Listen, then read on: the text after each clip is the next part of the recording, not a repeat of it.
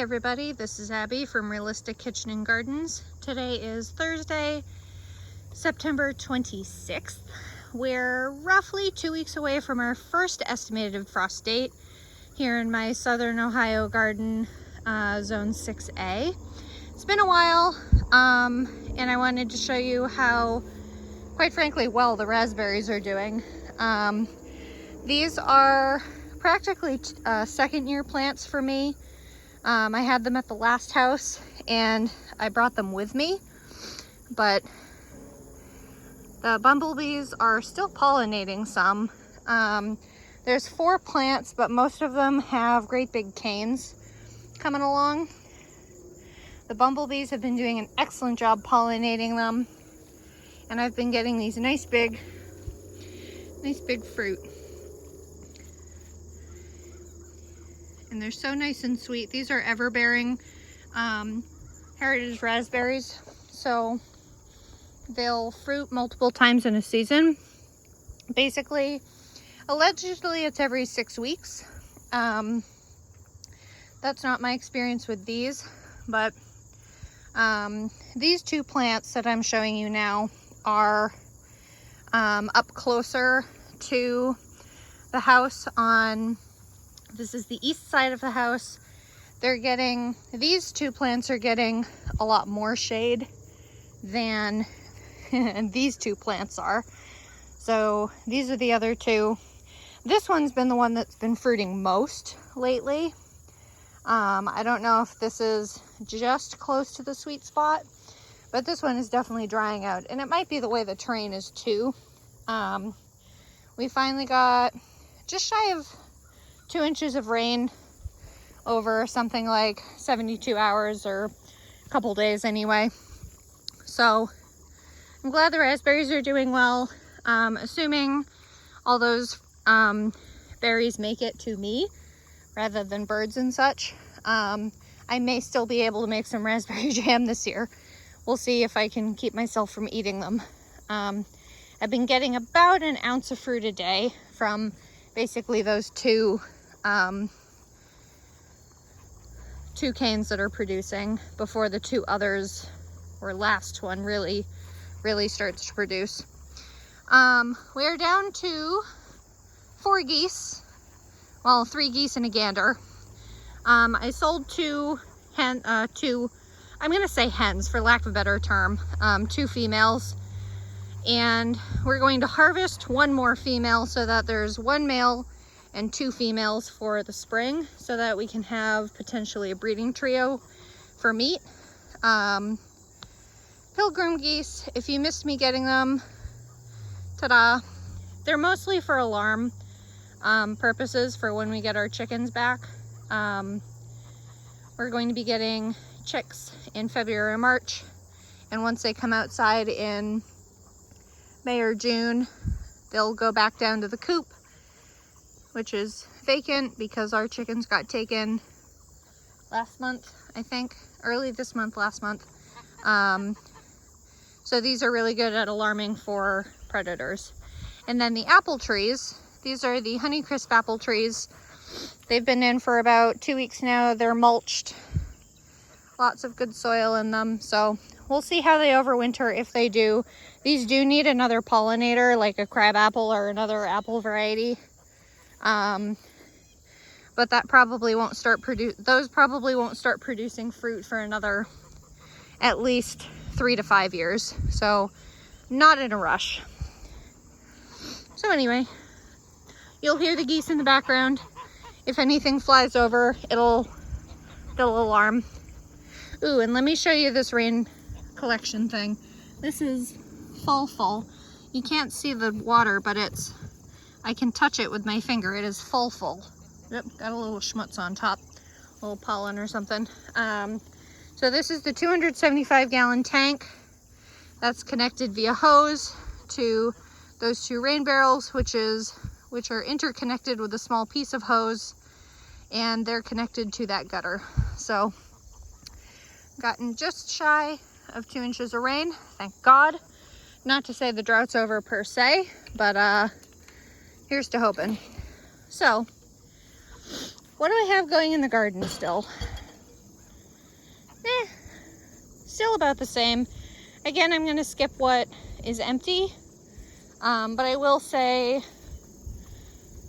a lot of cleanup needs to happen, and I just need to get outside and do it. I haven't done it. So Lincoln shelling peas, I'm calling those dead for lack of a better term.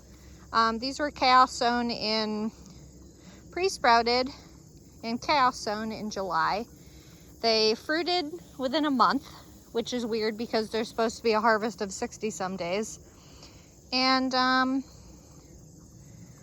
they're very dead now because of the drought, because I didn't water them.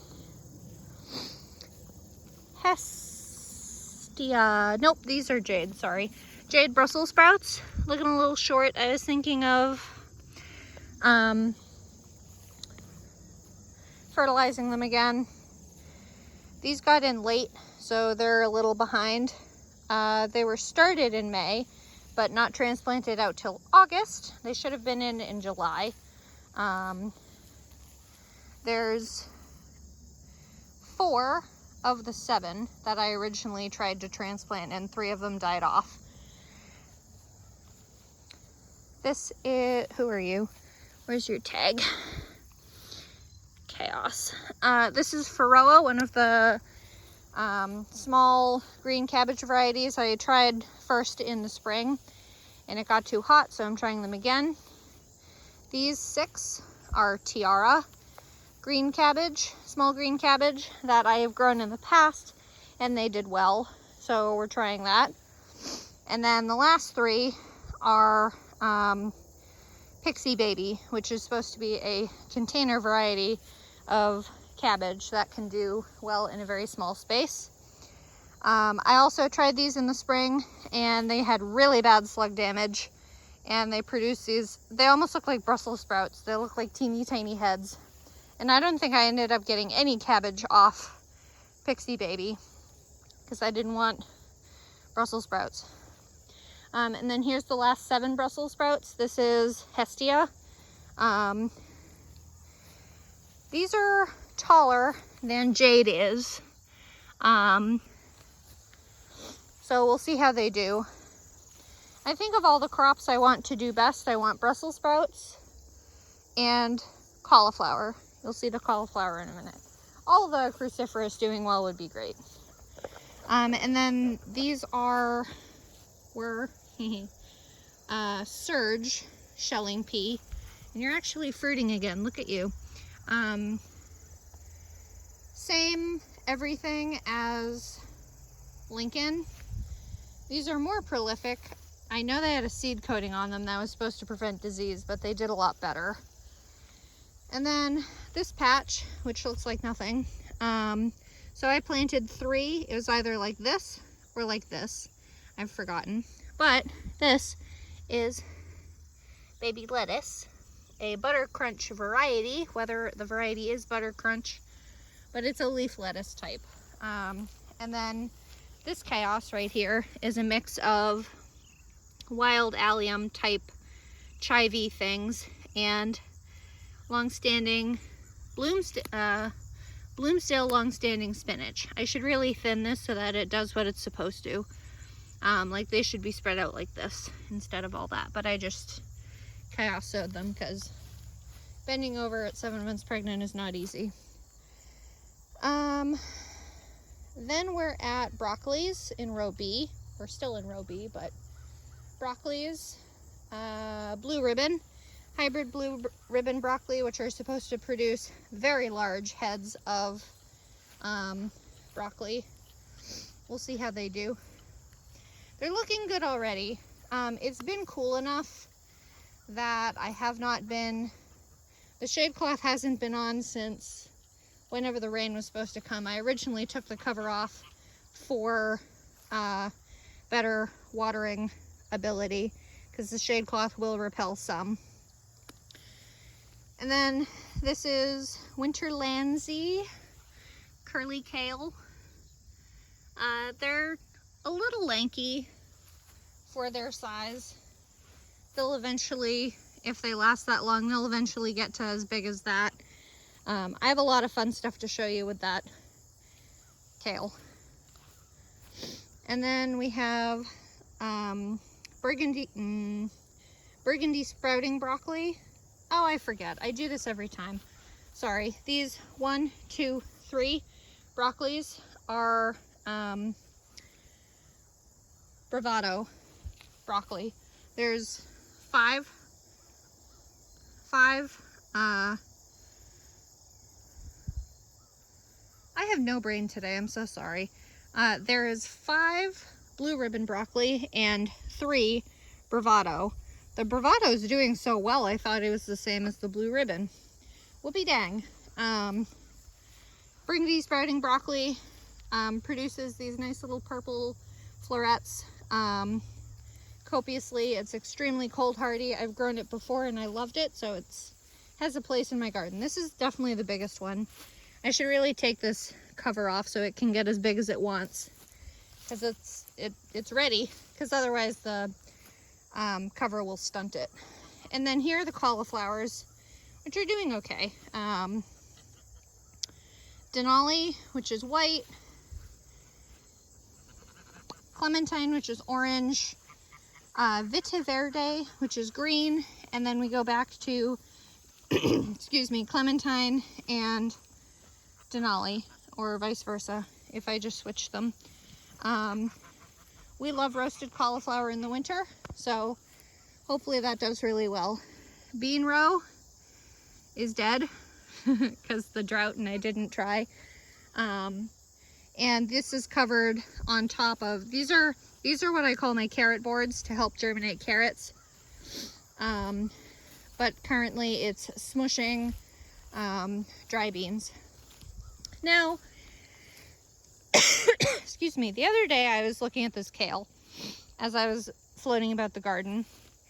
This was spring planted kale. This has been completely unprotected all season. This very well might have been, if I can find the tag, if the tag is still here, this might very well have been seeded back in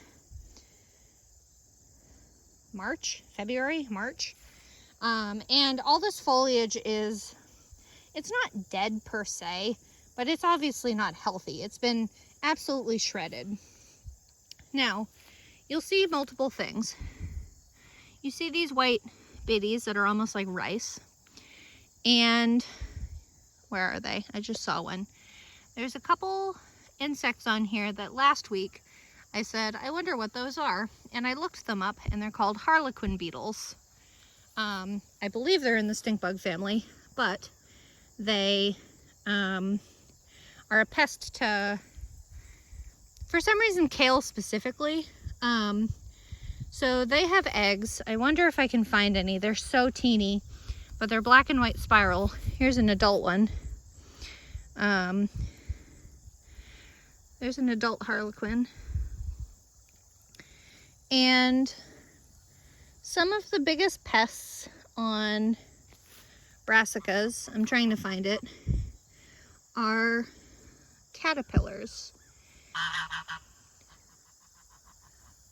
I don't know what we alarmed at. And these eggs are actually open, but I'm fairly certain these white eggs are from that parasitic wasp, which, if I remember correctly, is draconoid, but I could very well have just butchered that.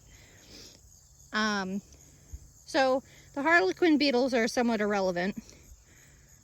There's a good one, a good parasitic pile. The wasp lays their eggs in the tissue of a caterpillar, which is on here, that I keep seeing and then losing. And I guess they just kind of have been piling their eggs up. So I think it's really neat. It's nice to see the life cycle, and I'm wondering if we get past the frost, if I can cut all this dead foliage off, if it'll come back. I mean, look at all these branches that long ago have broken off. It's almost like it's producing pups. It's really neat. So I wanted to show you that, because I've never let kale get this far through its life cycle. I usually just remove it. The rest of this cardboarded section was the spring brassicas, and I Didn't ever put anything else in the spring or in the summer, because some of them came out in July and August, so that happens. This was tomatoes and peppers. Abysmal year for them. They've been out for, shoot, almost a month now. Potato row originally, and I did a hope and a prayer batch of potatoes that never did anything. So this, in my mind, is nothing. And then I still haven't gotten out here to do this cleanup, but tomatillos did poorly, and all of the celeries did poorly. There's more weeds than celery. This is the Utah tall celery. It did okay, but I never watered it, and celeries need a lot of water. So this second half was where the carrots were in the spring, and I will be putting some overwintering onions and shallots in here to see how it does. I haven't moved this cardboard, so I don't know how well it's cleared off. And then H is going to be the whole row. This was all of my, so I had zucchini here and all the rest, except the okra down the end. All the rest was cucumbers, which did excellently this year. This will all be cleared out for garlic, and the garlic is coming today, so got to get to work on that. So overwintering onions, and then the second half will be cleared to do spring onions, spring planted onions. And then this entire row will have 3 rows of garlic, 1 single row all the way down of soft neck, and then 2 rows of, I think, 6 varieties of hard neck garlics. Dragon hybrid fennel, bulb fennel, coming along nicely. I'm gonna have to look to see when this is supposed to be harvested, but I know it is not frost tolerant, so I need to get it out of there before then. These were direct sown from seed in, I think it was July. I could be wrong though. Pumpkin is still, this is Lady Godiva pumpkin, kind of having a second wind, or trying to have a second wind. I really should tear it out. The squash bugs are so bad this time of year, it's not even worth keeping the plant alive. I just haven't pulled it out yet. And then watermelons are also being funny and trying to fruit, but I'm expecting it's probably too cold for them. Marigold, giant orange marigolds, looking a little rough, mostly from all the rain. Look at this fun inchworm. And then more marigolds. Most everything in this row is actually done. This is some type of wild aster. This was some of the cosmos, which did pretty well, all things considered. And here's some of the cosmos. These were little ladybirds cosmos from Renee's seeds. Did really well. Not sure if I'm going to grow them again. I got only these yellows and these oranges, and they're supposed to be red as well. So if I plant more, maybe I'll get red. Haha, we'll see. And then the last one, piece of grass touching the back of my leg. Next to last thing is the climbing honey nut squash. There's 2 squashes left. I'm going to see if they'll cure in time before the frost, which is estimated to be in the next 2 weeks. I'm definitely doing my squash arch again, my gourd arch, which is cattle panel, which I have pulled out and have stored over there. I think it's 6 of them to span, 6 times 4 is 24, so at least 24 feet wide. So squash can grow up one side and something else can grow on the other, or at least in the shade of that. Both night shift acorn, which is there, though it's not going to ripen, so I should pull it off. Both night shift acorn and climbing honey nut would do excellently, and actually Lady Godiva too, because it was such a long vine. This patch of cardboard, not counting the path, that was the original path, but I just covered it up because I never went on that side anyway. This is what was supposed to be parsnips, but my parsnips never germinated this year, so we do that next year. And last but not least is the last bit of carrot family, which this patch of Thalia dill is much happier now that it's rained and has some moisture. What a thought. And then all the rest of this, in its varying sizes, is Bolero Nantes carrot. And there's one set of them that I didn't thin. I was supposed to thin, but apparently they both stayed. But they're getting there. It's a 75-day variety, so 75 days from the day I seeded these, not the day I got germination, but the day I seeded them, would be October, I think it was 12th. So these will be ripening just before the frost date. And there's a theory, I don't know if there's science behind it. What are you doing? Geese being funny. There's a saying that if you let your carrots and parsnips, there's something else, I forget what the other thing is, get hit with a light frost, it'll sweeten them up. So we'll see. Hey, hey, hey, quit your flapping around. Quit being a brat. Geese. So I'm really happy. If every single seed I had planted originally here had germinated, ooh, there's another one that's nice to show you. If every single seed had germinated, I would get 350 carrots.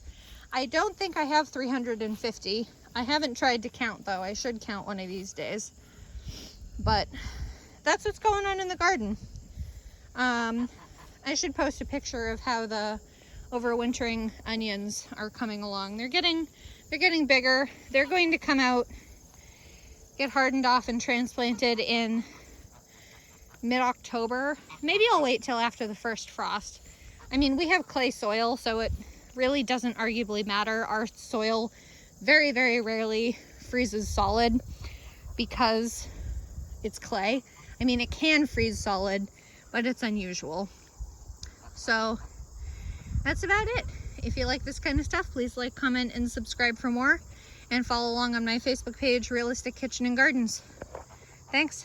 Bye.